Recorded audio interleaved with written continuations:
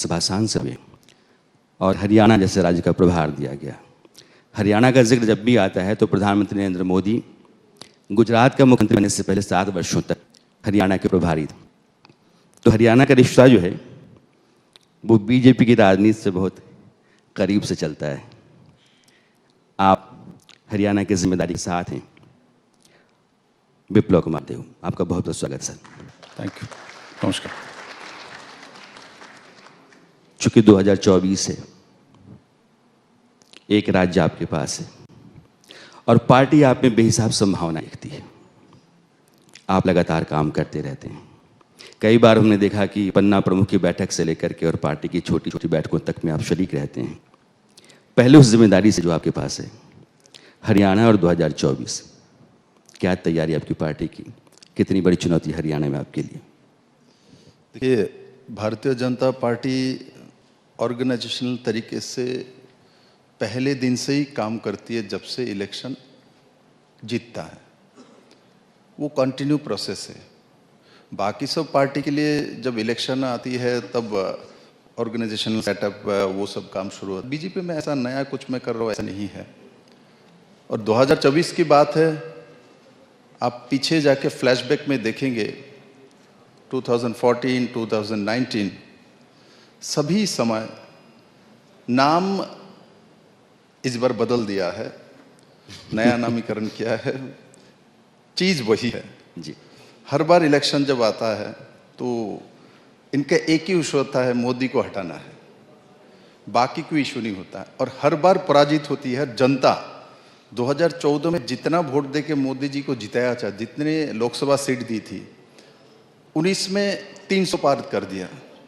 24 में ये ट्रेंड चलते रहे तो इसके आगे जाएगी, ऐसा मेरा विश्वास है। जनता के ऊपर मेरा विश्वास है, संगठन के ऊपर मेरा प्रभाव है। ये दोनों मिला के भारतीय जनता पार्टी की 2024 की जो राह है वो सही दिशा में जा रहा है। ये पिछले 2 इलेक्शन प्रमाणित करती है। जो आपका ओपोनेंट है, जब सरकार बनती है तब तो यूपीए हो जाता है, लेकिन जब चुनाव चलने लगते हैं तो वो अपने अपने रास्ते चलते हैं। इस बार लेकिन ये मोर्चा उम्मीद कर रहा है कि बीजेपी के साथ कम से कम 365 सीटों पर 1 to 1 की लड़ाई लड़े। हालांकि अभी कोई तस्वीर साफ आपके सामने है नहीं, लेकिन अगर वैसी स्थिति आती है तो बीजेपी के सामने रास्ता क्या, कितनी मजबूत तैयारी है आपकी? देखिए, बीजेपी का स्वभाव चुनौती को स्वीकार करना। बीजेपी 2 सीट से लड़ाई करता है। जब अटल जी इलेक्शन हार जाते तब भी हम वहीं खड़ा रहते हैं। और नरेंद्र भाई मोदी ऐसा एक व्यक्तित्व है, चुनौती से लड़के आने वाला लीडरशिप है। इसलिए चुनौती तो नरेंद्र भाई मोदी के लिए एक, मैं कहता हूँ अपने तरीके से वो उसको स्वागत करते हैं जी। तो उसके साथ साथ हम लोग भी जुड़ जाते हैं, तो जोड़ने से और भी मजबूती आती है। तो इसलिए चुनौती का सामना करना ये बीजेपी का स्वभाव है। हम लंबे समय अपोजिशन में बैठे रहे, हमको किसी ने नहीं बोला जो हम अकेले सत्ता में आ सकते हैं। ज्योतिष ने भी नहीं बोला था, किंतु 2014 में हो गया है। इसलिए बीजेपी को चुनौती, बीजेपी के सामने कुछ आए वो हम लोग स्वागत करते हैं। और डेमोक्रेसी में ये बहुत अच्छी बात है, हम तो स्वागत करते हैं। इस तरीके से हमको हर स्टेट में, हर इलेक्शन में अपोजिशन हमारे साथ लड़ाई करे। इससे डेमोक्रेसी में हेल्दी जो कंपटीशन होता है, हेल्दी कंपटीशन में जो चुने हुए व्यक्ति उस सही दिशा में काम करता है, ऐसा मेरा विश्वास है। बीजेपी के साथ उसके ओपोनेंट्स हैं वो भी मानते हैं कि एक खूबी ये है कि वो जो कुछ भी करती है उसका एक नैरेटिव तैयार करती है और लोगों के बीच में अपने हक में राय तैयार करवाने में कामयाब रहती है। जैसे चांद पर अभी चंद्रयान उतरा है और ये पूरी जो कामयाबी है वैज्ञानिकों की, उसमें बीजेपी ने कहा कि है तो वैज्ञानिकों का, इसरो का, लेकिन उसके पीछे जो प्रेरणा है वो प्रधानमंत्री की है। आपको लगता है कि चंद्रयान भी 2024 के लिए बीजेपी का एक बड़ा हथियार है? देखो, तो हमारा चाँद मामा तो है ही है, हमारे साथ तो जन्म से शुरुआत करता है। छोटे में गांव में जन्म लिया तो छोटे समय जब नींद नहीं आता तो बाहर ही सोते थे, बिस्तर तो होते नहीं थी, तो वहाँ से दिखाते वो चाँद मामा बुला रहे हैं। तो आज वो चाँद मामा के पास हमारे सैटेलाइट पहुँच गई, वो भी साउथ जोन में पहुँच गया, पूरे दुनिया के किसी देश ने अब तक नहीं पहुँचा पाया। और साथ साथ मैं कुछ प्रतिक्रिया देख रहा था, जो बोले ये सैटेलाइट जो गई है ये तो साइंटिस्ट का है, इनमें मोदी जी ने क्या किया? इसमें मोदी का नाम नहीं लेना चाहिए। एक दिल्ली का महान व्यक्ति है, एक कलकत्ता का महान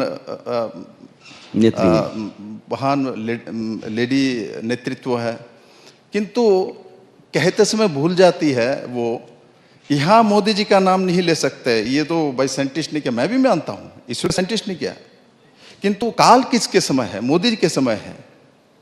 इसको बोलने ये नहीं बोल सकते। किंतु राकेश शर्मा ने वहां गया, इंदिरा जी ने पूछा वहां से चांद से भारत कैसा दिखता है, हिंदुस्तान हमारा, वो बोल रहा है इंदिरा का नाम। अभी मोदी का नाम नहीं ले सकता है, क्योंकि मोदी का नाम लेने से इनका सत्ता चली जाती है। तो इस तरीके से जो राजनीति करता है, बोलना है तो उनका भी नाम मत बोलो। मैं इंदिरा जी को सम्मान करता हूँ, देश के प्रधानमंत्री रही है, नाम उसका ले सकते हो, मोदी जी का नाम नहीं ले सकते। बेसिकली इनके इस देश में जो भी ऑपोजिशन में हमारे साथ काम कर रहे हैं, जाने अनजाने वो लोग भी मोदी जी को प्यार करता है, क्योंकि नफरत भी दिल से होता है, प्यार भी दिल से होता है। हम दिल से प्यार करते तो हमारे भी दिल में मोदी है, जो नफरत करता है उनके दिल में भी मोदी बैठा रहता है, इसलिए बार बार मोदी दिखता है उनको। एक सवाल, जो आपकी पार्टी का कोई भी नेता हो, कुछ चीज़ें तय हैं कि इस पर तो हमला करना ही है, और जनता के बीच में ये मैसेज तो बार बार भेजना है कि ये परिवारवादी पार्टियां हैं, ये भ्रष्टाचारी पार्टियां हैं, और ये लोकतंत्र के लिए ठीक नहीं है, ये देश के लिए ठीक नहीं है। एक सवाल आपकी तरफ भी आता है, वो ये है कि बीजेपी एक ऐसी पार्टी है जिसमें अगर किसी पर आरोप हो, बीजेपी में आ जाए तो फिर धुल जाता है। देखिए, ये स्वाभाविक है, बहुत लोग बोलते हैं जो बीजेपी में आने के बाद क्या शुद्ध हो जाते हैं। पीछे में जाके इतिहास देखूंगा, ऐसा हुआ भी है। सब लोग शुद्ध आते हैं ऐसा मैं नहीं कहता हूं, किंतु बीजेपी एक धारा है जिसमें कोई आते निकल भी नहीं पाता। आज तक तो मैं नहीं देखा, इनके वहां कोई जाता है दोबारा बीजेपी में रिटर्न आ जाता है, किंतु बीजेपी में किसी ने दूसरे पार्टी छोड़ के आया, इक्का दुक्का छोड़ के सब लोग बीजेपी में समाहित हो जाते हैं। और इसमें बहुत कुछ मैं नहीं कहूंगा बोले गंगा जल है, किंतु इतना तो कहूंगा, यहाँ मोदी जी है, ये अमित शाह है, यहाँ आडवाणी जी भी है, यहाँ अटल बिहारी वाजपेयी भी रहे हैं। तो ऐसा व्यक्तित्व तो इस पार्टी के लीडरशिप में रहे, या श्यामा प्रसाद मुखर्जी है जिन्होंने राष्ट्र के लिए बलिदान दिया है। आज मैं गर्व करता हूँ 370 आर्टिकल 35 इस देश में आज नहीं है। तो ये सब बीजेपी में हो सकता है। तो जो लोग आर्टिकल 370 35 की एक समय पार्लियामेंट में तोड़ जोड़ सपोर्ट करते थे, ऐसा कांग्रेस के बहुत बड़ा लीडर है, वो भी इसमें चुप रहे। बोलता है मोदी जी और अमित भाई ने आर्टिकल 35 और 370 जो हटाया, जो भी वो कश्मीर का कंडीशन सही है। मैं नाम नहीं बताऊंगा, आपको पता है। नहीं, लेकिन जो लोग आपके विरोधी हैं वो ये कहते हैं कि आप महाराष्ट्र में चलिए, अजीत पवार आ गए, छगन भुजबल आ गए, प्रफुल्ल पटेल आ गए, बंगाल में मुकुल रॉय थे वो भी आ गए, तो ये सब आ जाते हैं तो सब ठीक हो जाता है, और जब ये चले जाते हैं तो फिर इनके खिलाफ जो एजेंसी लग जाती है। तो मैं तो बोलता हूँ जिनको दुख है ये आने से ठीक हो जाते हैं, इनको भी स्वागत, आप लोग भी आ जाइए। मैं आपके माध्यम से स्वागत करता हूँ, आ जाइए आप लोग। आप क्यों बैठे हैं? हम तो स्वागत कर लिए बैठे हैं। एक सवाल प्रधानमंत्री बार बार कहते हैं, और मुझे लगता है कि देश के लोगों के बीच में एक राय बन गई है कि वैसी पार्टियां जो परिवारों के जरिए चलती हैं वो भ्रष्टाचार का बहुत बड़ा जरिया है। आपकी पार्टी इस लाइन पर लगातार चलती रही। मैं निजी तौर पर आपकी राय जानना चाहता हूँ, क्योंकि आप पूर्वोत्तर से आते हैं और आप केंद्र की राजनीति में भी हैं। बंगाल से लेकर के महाराष्ट्र तक,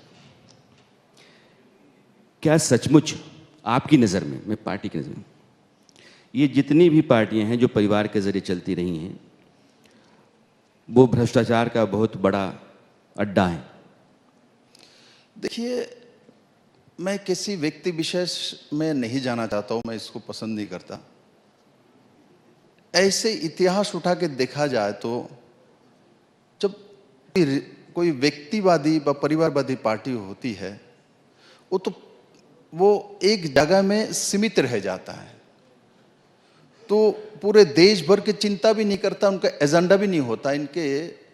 तो जिस कारण से भारत फेडरल सिस्टम में बहुत बड़ा देश है जी, तो इसमें राष्ट्रवाद और एक सोच रख के चला है, एक मानसिकता रखे, ये बहुत जरूरी है। इसलिए मैं कोई कंट्रोवर्शियल विषय में नहीं जाऊंगा, वो अच्छा है बुरा है, किंतु मैं परिवार तो एक बड़े परिवार, हम लोग पूरे 140 करोड़ भारतवासी, एक परिवार एक देश है, वहां तक जाना चाहिए हमको।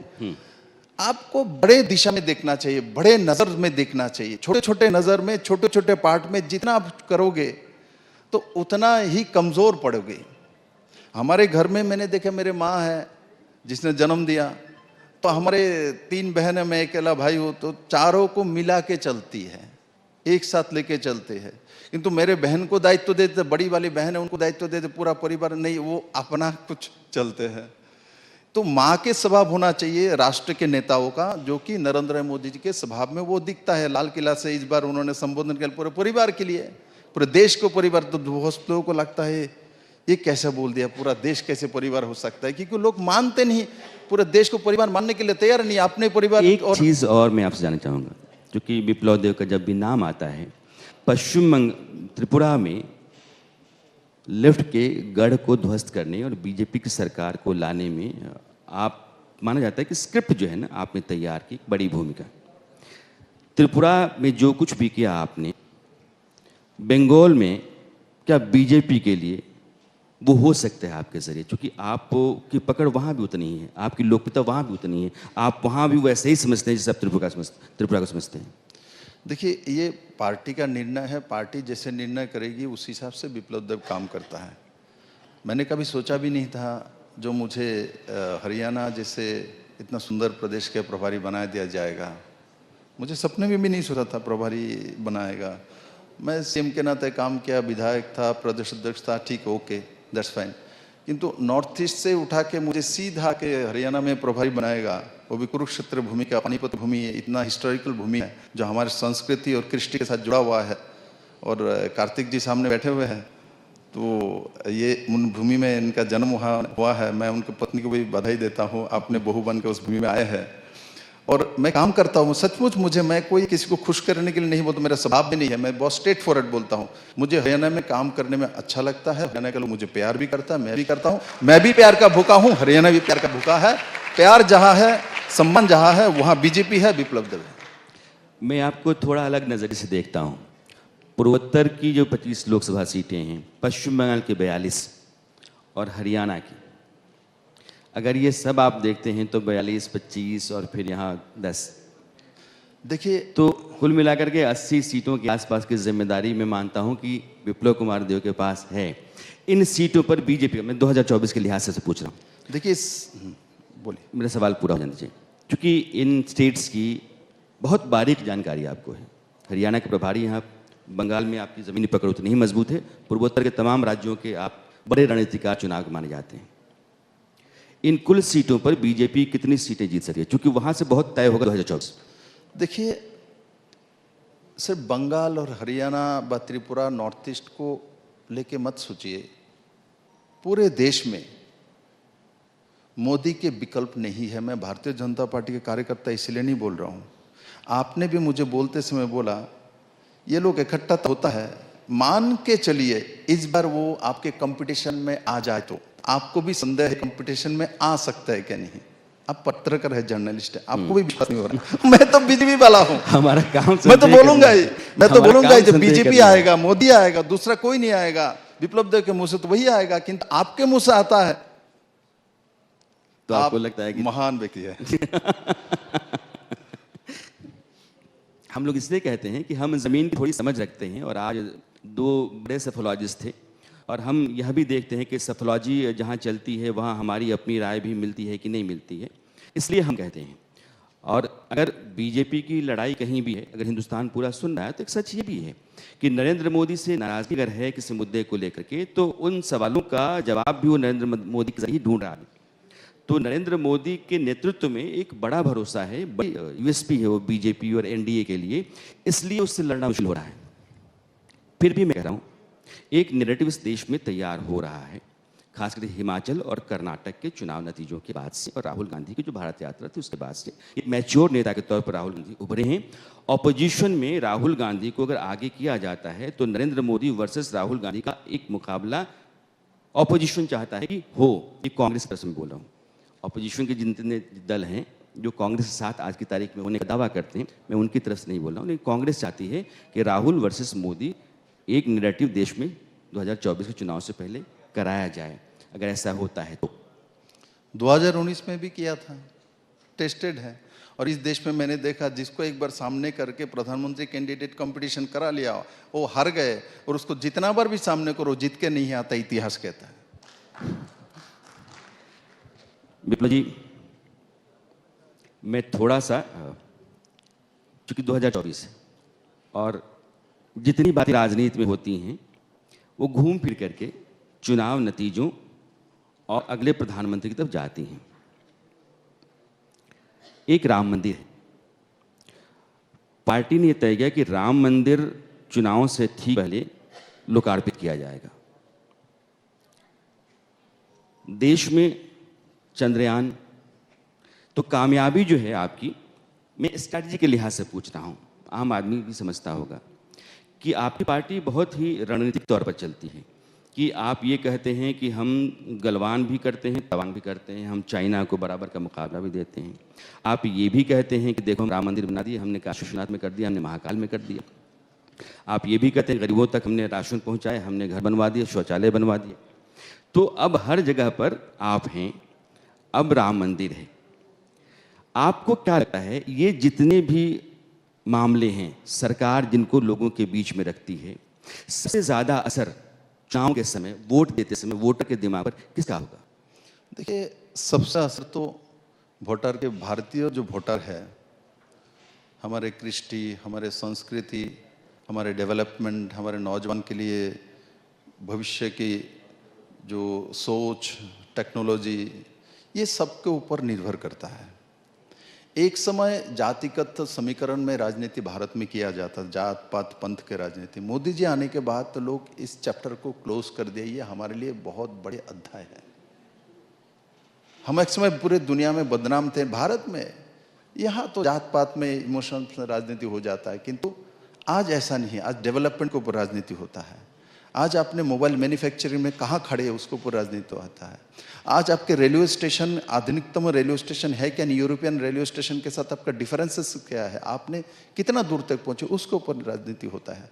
आज बुलेट ट्रेन के ऊपर राजनीति होता है। आज वंदे भारत ट्रेन के ऊपर राजनीति होता है। आज 42 kilometre per day national highway बनता है, उसके ऊपर राजनीति होता है। आज टीकाकरण के समय, कोरोना के समय सबको 80 करोड़ लोगों को मुफ्त अनाज की व्यवस्था करने की हिम्मत जुगाने वाले देश के बारे में बात होता है। हमारे साथ ही पाकिस्तान एक दिन पहले जन्म लिया है, उनके चावल और रोटी के लिए खड़ा होना पड़ता है दुनिया के सामने। ये अंतर दिखाता है। और जो राम मंदिर के बारे में आपने बोला था, जनवरी में राम मंदिर जब कंप्लीट हो जाएगी, हमको लगता है आप भी जाने के लिए तैयार बैठे हैं। तो इसलिए राम मंदिर की बात अकेला बीजेपी के लोग जाएंगे, क्योंकि हमारे जन्म जब होता है तब भी हमारे स्वभाव में राम बसता है, और जब मृत्यु हो जाता है तब भी राम नाम के साथ ही जाते हैं। इसलिए राम तो हमारे पूरे सिस्टम में, हमारे समाज में प्रभावमान है, तो प्रभावमान को कोई रोक नहीं सकता। किसी ने रोकने की कोशिश की, किंतु ये समाज और व्यवस्था ने रुकने नहीं दिया।